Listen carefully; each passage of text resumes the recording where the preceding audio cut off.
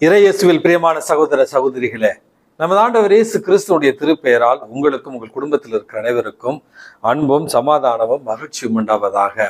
அன்புமிக்கவர்களே, பாஸ்கு காலத்தினுடைய 4வது ஞாயிற்றுக்கிழமையை நம்ம இன்றைக்கு சிறப்பித்துக் கொண்டிருக்கிறோம். இந்த பாஸ்கு காலத்தினுடைய 4வது ஞாயிற்றுக்கிழமை சிறப்பு வாய்ந்த ஒரு ஞாயிற்றுக்கிழமை என்று கூட நம்ம சொல்லலாம். காரணம், தேவ அழைத்தலுக்காக ஜெபிக்க அழைக்கப்பட்டிருக்கிற ஒரு நாளாக இதை நம்ம சிறப்பிக்கிறோம். 2வது நல்ல ஆயன் ஞாயிற்றுக்கிழமை என்று கூட இந்த ஞாயிற்றுக்கிழமையை நம்ம கொண்டாடி வருகிறோம். 3வது வத்திக்கான் திருச்சங்கம் தொடங்கிய 61வது ஒரு ஆண்டினை நினைவு கூறுகிற ஒரு ஞாயிற்றுக்கிழமையாகவும் இதை நம்ம சிறப்பிக்கிறோம். அன்புமிக்கவர்களே, அறுவடை மிகுதி, வேலையாட்களோ குறைவு அப்படி என்று நம்ம விவிலியத்தில் வாசிக்கிறோம். இன்றைய காலகட்டத்தில் உலகம் முழுவதும் இருக்கிற கத்தோலிக்க கிறிஸ்தவர்களுக்கு தேவையான குருக்களுடைய பற்றாக்குறை இருக்கிறது என்பது நிதர்சனமான ஒரு உண்மை. ஆகவே இந்த செய்தியை கேட்டுக்கொண்டிருக்கிற ஒவ்வொரு பெற்றோரும் தங்களுடைய குடும்பத்துல இறை அழைத்தலை ஊக்குவித்து குடும்பத்தில் இருக்கிற இளைஞர்கள் மனதில், இளம் பெண்கள் மனதில் குருத்துவத்திற்கும் துறவரத்திற்குமான ஒரு ஆர்வத்தை ஏற்படுத்த உங்களை அன்போடு கேட்டுக்கொள்கிறேன். தொடர்ந்து இறை அழைத்தலுக்காக ஜெபிக்கவும் உங்களை அன்போடு அழைக்கின்றேன். 2வதாக இன்றைக்கு நாம் கொண்டாடுகிற இந்த ஞாயிற்றுக்கிழமையை நல்ல ஆயன் ஞாயிற்றுக்கிழமை அப்படி என்று நம்ம கொண்டாடுகிறோம். கத்தோலிக்க திரு அவைக்கு புதிய மெய்ப்பரை நமக்கு கொடுத்திருக்கிறார்.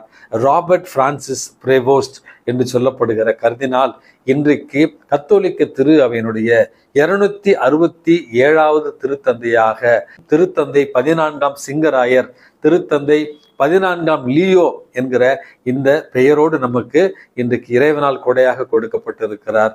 இந்த திருத்தந்தைக்காக தொடர்ந்து ஜெபிக்கவும் திருச்சபையை அவர் வழி நடத்தவும் அவருக்காக ஜெபிக்க உங்களை அன்போடு அழைக்கின்றேன். அன்புமிக்கவர்களே, இந்த கேப்ல ஒரு சில பேர் ஒரு தவறான செய்தியை பரப்பி கொண்டிருக்கிறார்கள். அதாவது திருத்தந்தை 14ஆம் லியோ இந்தியா வம்சாவளியை சார்ந்தவர், இந்தியாவில் பிறந்து இந்தியாவில் பல ஆண்டுகள் வேலை செய்தவர் அப்படி என்று தேவையில்லாத குழப்பத்தை ஏற்படுத்தி கொண்டிருக்கிறார்கள். அது உண்மை அல்ல. திருத்தந்தை 14ஆம் லியோ பிறந்தது வட அமெரிக்க நாட்டுல.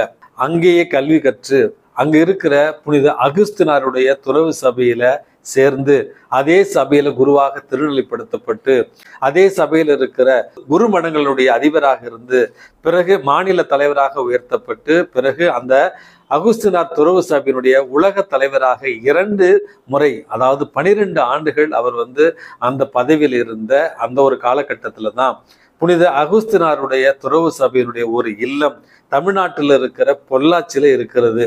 அந்த இல்லத்தை பார்வையிடுவதற்காக வந்த நேரத்துல தமிழகத்தை சேர்ந்த ஒரு சில அகுஸ்தீனியன் துறவு சபை குருக்களுடைய குரு பட்டத்திற்கு அவரும் அருகில் இருந்தார்.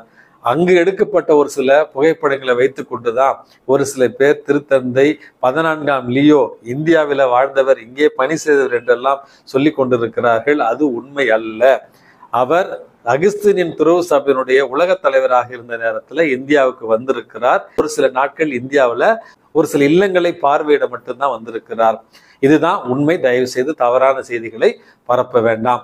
திருத்தந்தை 14ஆம் லியோ, அன்பு மிக்கவர்களே, அவர் இந்த உலகிற்கு முதலாக சொன்ன வார்த்தை பீஸ் பி வித் யூ, உங்களுக்கு அமைதி உண்டாகுக அப்படி என்று உயிர்த்த நமது ஆண்டவர் இயேசு கிறிஸ்துவனுடைய அமைதியைத்தான் இறைவனிடத்துல நமக்காக அவர் வேண்டியிருக்கிறார்.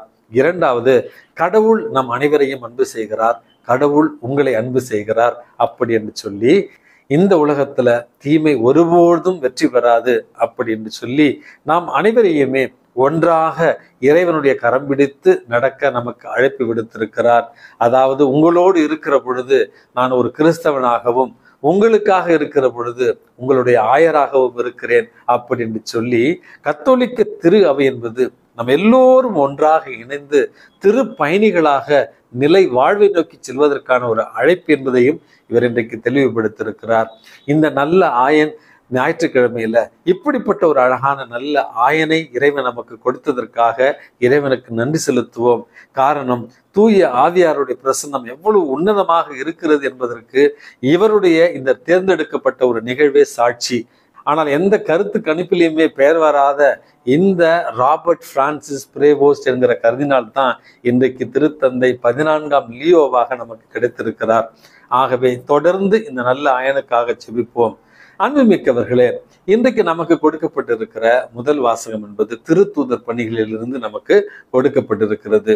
அதாவது திருத்தூதர் பவுல் யூத மக்களுக்கு இயேசுவை பற்றி அறிவிக்கிறார். ஆனால் அவர்கள் ஆர்வம் இல்லாமல் அவர்கள் நற்செய்தியை புறக்கணிக்கிறார்கள். அதனுடைய ஒரு காரணமாக புறவினத்தாருக்கு என்னுடைய மீட்பை கொடுக்கும் பொருட்டு உன்னை புறவினத்தாரின் ஒளியாக்குவேன் என்று சொன்ன நமது ஆண்டவர் இயேசு கிறிஸ்துவனுடைய வார்த்தையை கேட்டு பவுலடியார் இன்றைக்கு அந்தியோக்கியா என்று சொல்லப்படுகிற இடத்துல முதலாக கிறிஸ்துவை பற்றி இன்னைக்கு அறிவிக்கிறார்.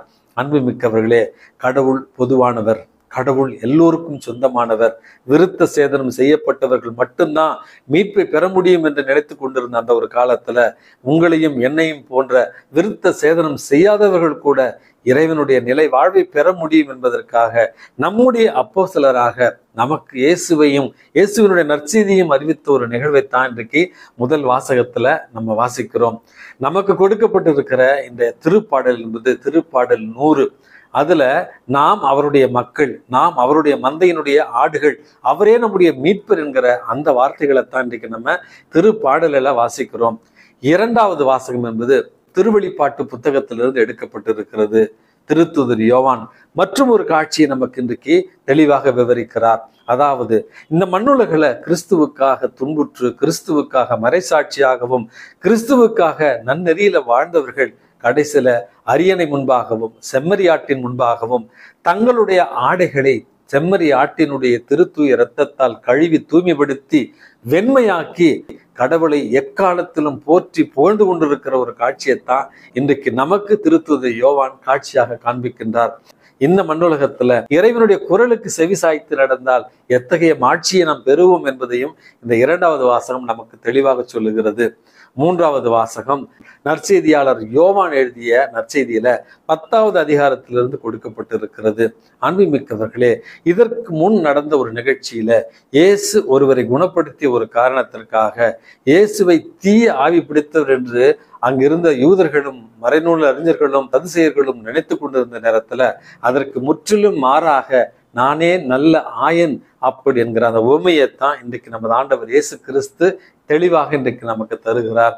பழைய ஏற்பாட்டை நம்ம பார்த்தோம் என்றால் கடவுள் ஆயராகவும் மக்கள் ஆடுகளாகவும் தான் பல இடங்களில சித்தரிக்கப்பட்டிருக்கிறார்கள். விடுதலை பயணத்தினுடைய நாயகன் மோசே, அதற்கு பிறகு இஸ்ரேலினுடைய மிகப்பெரிய அரசராக கருதப்பட்ட தாவீது அரசர், இருவருமே ஆயர்களாக தங்களுடைய வாழ்க்கையை தொடங்கியவர்கள் தான்.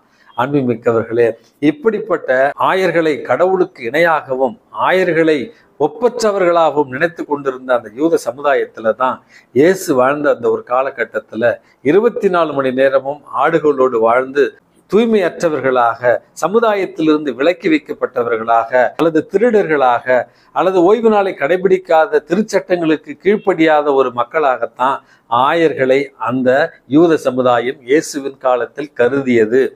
அதனுடைய ஒரு காரணமாகத்தான் லூக்கா நற்செய்தியில நம்ம பார்க்கிறோம்.